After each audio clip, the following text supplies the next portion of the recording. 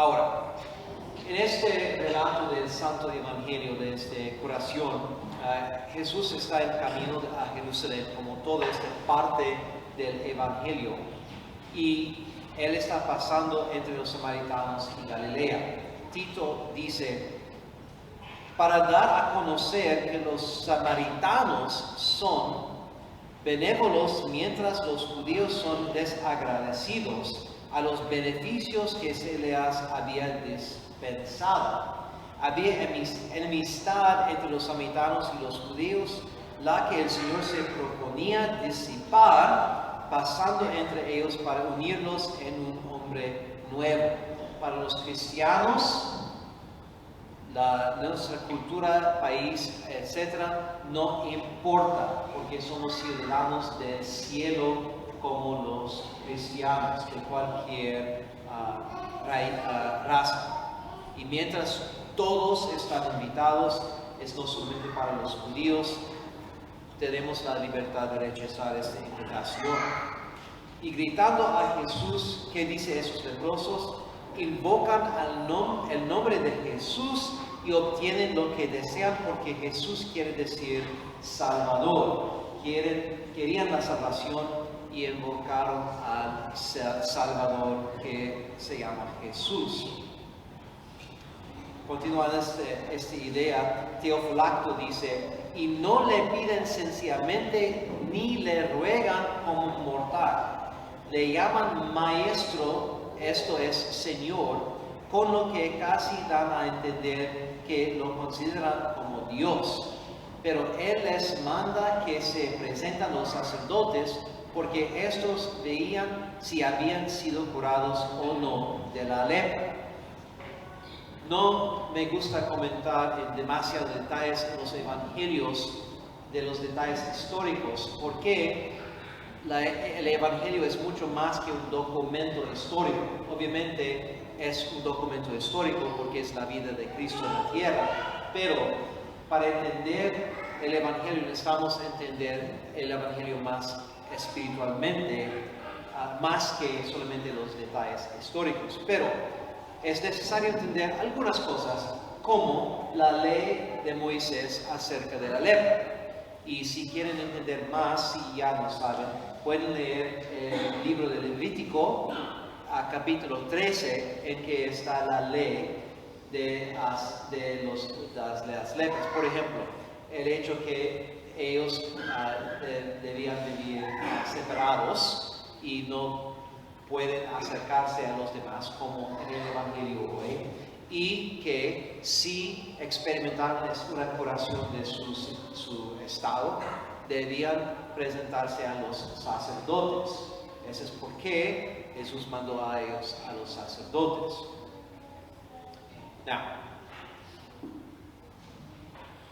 uno regresó para dar gracias. Y Tito comenta, manifestando así con su prostración y sus ruegos, su fe y su gratitud. Now, we have a very interesting story. It's rather simple, but it's very important in today's gospel. The fact that Jesus, passing through his territory, is confronted with some lepers who, by the law of Moses, and you can look this up and read it for yourself, I encourage you to, in the book of Leviticus chapter 13, that they had to separate themselves because of how contagious and deadly this disease was. So that's why they're far off yelling instead of coming close. And what does Jesus do? He sends them to the priests to show that they've been cured, because in the same law of Moses, anyone who had been cured of leprosy had to go prove it to the priest and offer sacrifice before they could re-enter society. So that's the context here. But of course then, they are cured, but only one of them comes back to give thanks.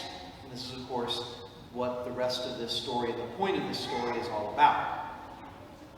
Ahora, otra vez, no debemos leer las escrituras solamente como historias, porque hay un sentido de todo esto más espiritual. Y los padres, esa es una razón por qué estoy compartiendo todos estos comentarios este año, es para enseñarles cómo los padres de la iglesia, los cristianos más antiguos, leyeron la Biblia. San Agustín ofrece esta explicación de el leproso como una imagen por una maldad espiritual.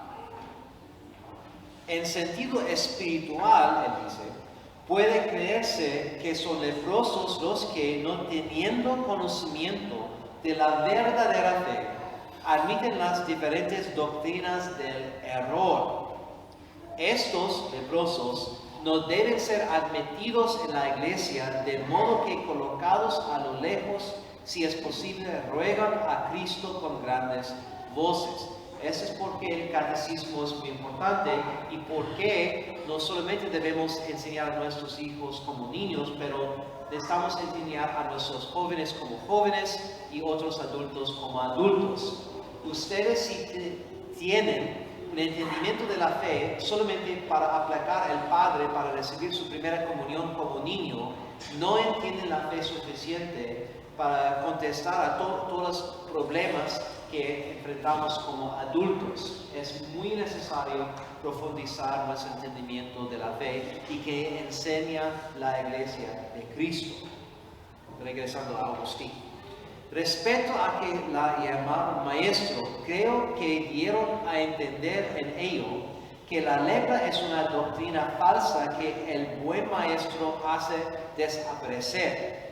No se sabe que el Señor mándase a los sacerdotes a otros, a quienes había conocido beneficios corporales, más que a los leprosos. Y es que el sacerdocio de los judíos figuraba el sacerdocio que está en la iglesia. Por tanto, todo el que se asocia a la doctrina íntegra y verdadera de la iglesia, aunque se manifieste que no se ha manchado con el error, que es como la lepra, será sin embargo ingrato con el Señor, que lo cura si no se postra para darle gracias con piadosa humildad, y se hará semejante a aquellos de quienes dice el apóstol, que habiendo conocido a Dios, no le confesaron como tal, ni le dieron gracias. Ahora, esta lección es muy importante, pero regresando al punto central de este relato, es la acción de gracias que nuestro Señor está enseñando a través de este relato. San Beda dice: si la fe salvó a aquel que se había postrado a dar gracias, la malicia perdió a los que no se cuidaron de dar gloria a Dios por los beneficios recibidos.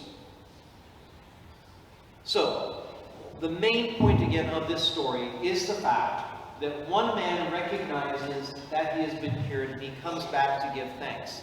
It is absolutely essential that we learn how to say thank you. That's why we should teach little babies to say thank you. Why you should give thanks in person and you should do so in prayer as well. Because gratitude is a form of humility. If you are not grateful, it means you expect that whatever you get, you are owed. And here's a wake-up call for those of you living in America who are spoiled. That's all of us. You aren't owed a lot. You're owed a number of things. But people don't owe you everything that they think they owe you. And so we should be grateful to receive what we get. And we should, if we're not grateful, then it shows that we lack that humility. Ingratitude is a sign of emotional and spiritual immaturity. Now, whether you feel grateful or not is a whole other story.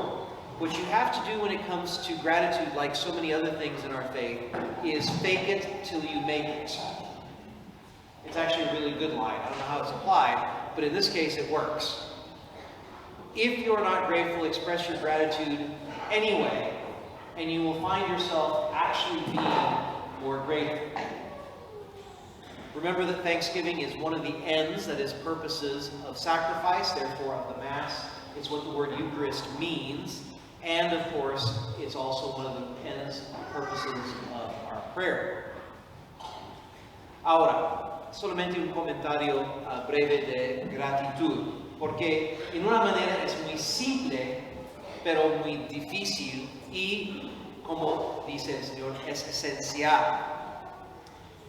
Porque gratitud es una forma de humildad y la ingratitud es un signo de una inmadurez emocional y espiritual. Porque no merezcamos todo. Vivimos en un país que piensa que podemos recibir todo lo que queremos, pero ese es un error, es una mentira del diablo. No merezcamos mucho y por nuestros pecados ojalá nunca vamos a recibir que realmente merezcamos. El hecho es que necesitamos dar gracias por todo.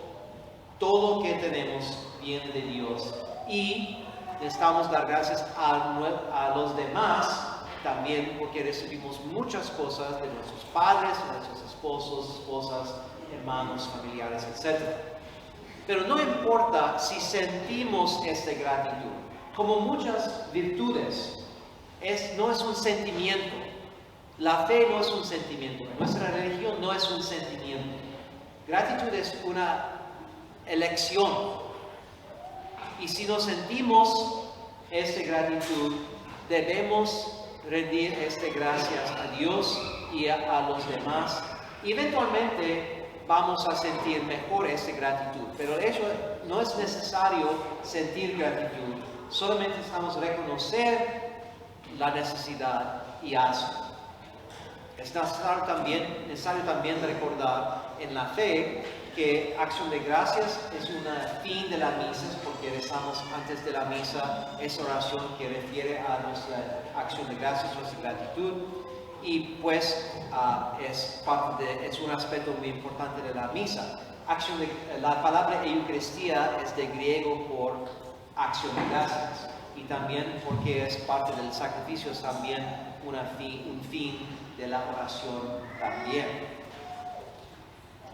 And finally, what I want to speak about in conclusion is, given the situation we're living in the world today and the importance of holding on to our holy faith and especially trusting in God and the saints and the intercession of the saints. So I want to speak about consecration to Our Lady. I'm going to hopefully put this out by a flock this week, so I'm not going to give you the whole summary right now. But the point of it is that consecration to Our Lady is really a short way of saying consecration to Jesus through Mary. Because she is how he comes into the world, and she is how he wants us to go back to him. It's always about Jesus, but it's through Mary because that's how he laid things out. And so consecration to Jesus through Mary has been done traditionally, but especially in light of what St. Louis-Marie de Montfort teaches, after 33 days of preparation through meditation and prayer, and it's usually done on a feast of Our Lady.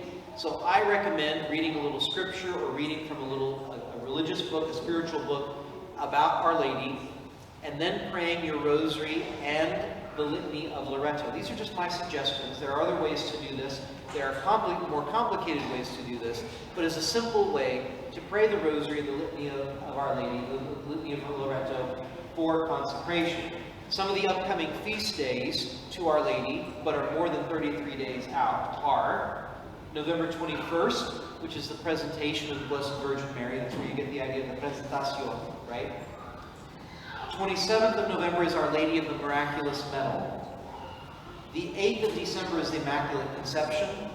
The 10th of December is Our Lady of Loreto. Loreto is where the house that Mary lived in was moved to in Italy, miraculously by angels, and that's where the name of that litany to Our Lady comes from, Loreto.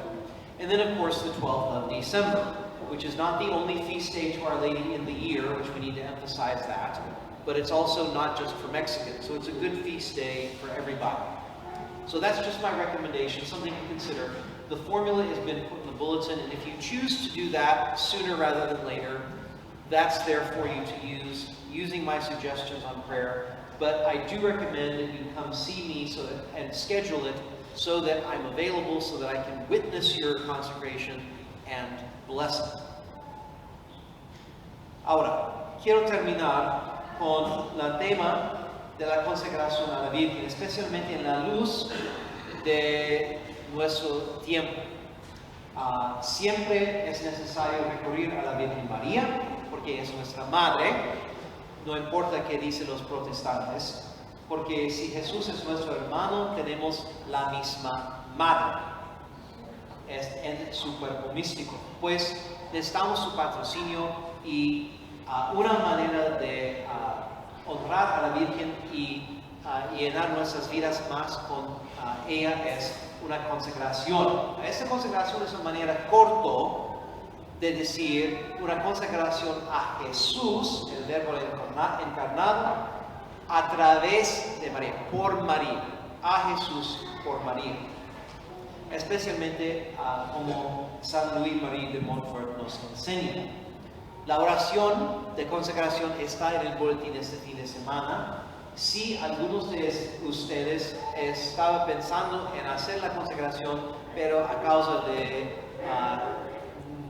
ocupación, o flojera, o miedo o cualquier otra cosa, a un sentimiento de no ser digno, no la han hecho. Es una sugerencia y no es necesario hacer inmediatamente, pero les animo de considerar más pronto que posible preparar y hacer esta consagración a Jesús por María. Normalmente es una fiesta de la Virgen en que hacemos y yo tengo algunas sugerencias porque de fiestas más que 33 días de hoy. 33 es por San Luis Marie los números días de preparación. Por ejemplo, el 21 de noviembre es la presentación de la Bienaventurada Virgen María, es donde viene su costumbre de presentar a las niñas de 3 años. El 27 de noviembre es la Virgen de la Medalla Milagrosa. El 8 de diciembre es su Inmaculada Concepción. El 10 de diciembre es Nuestra Señora del Loreto. Este es el lugar en Italia donde está la casa de María, movida allí por ángeles milagrosamente para salvar la casa de desecración de los musulmanes, y donde viene el título de la letanía de la Virgen que ustedes saben. Y obviamente el 12 de diciembre, la Señora de Guadalupe. Este es no solamente la única día que celebramos la Virgen y podemos elegir otro día. No es necesario esperar, especialmente porque el 12 vamos a celebrar y tenemos muchas cosas y es mejor hacer. Pero ustedes pueden este día también. Dije que es después de 33 días de preparación. Este es la enseñanza de San Luis Marie y es un tiempo de preparación por meditación y oración. Si están considerando hacer esta consagración y no tienen un libro de cómo hacer la consagración, es muy simple. Mi consejo es, en estos 33 días, tomas un tiempo para lectura sagrada de la Biblia o otro libro espiritual, especialmente de la Virgen. Hay muchos relatos de la Virgen en el Evangelio y también otros libros que podemos leer. Y rezar el Santo Rosario, que ya hacen todos cada día. Yo sé, pero cada día, con las letanías de lauretanas, que es las letanías de la Virgen María. Cada día por 33 días antes de la consagración. Y si quieren, es mejor, no es absolutamente necesario, pero es mejor si me dicen por qué yo puedo poner algunos minutos en el día de la consagración para atestiguar por Dios y bendecir su consagración. No es muy larga, podemos hacer después de una misa, por ejemplo, pero es mejor que yo sé antes para poner el tiempo.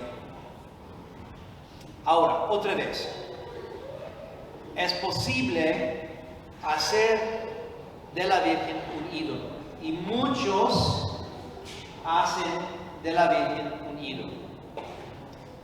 No solamente la Virgen de Guadalupe, pero muchos mexicanos hacen un ídolo. Pero generalmente es posible y algunas personas lo hacen. No muchos aquí, gracias a Dios, los que asisten a la misa regularmente. Pero más que evitar la idolatría, no es posible amar demasiado a la Virgen. Nunca permitan que un protestante les dice es idolatría o es demasiada atención.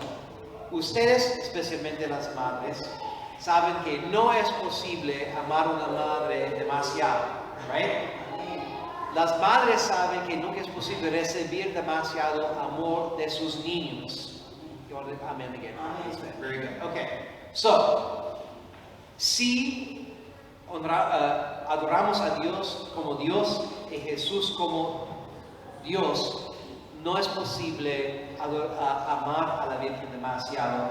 Y Él le gusta mucho cuando amamos a su mamá como cualquier hijo bueno.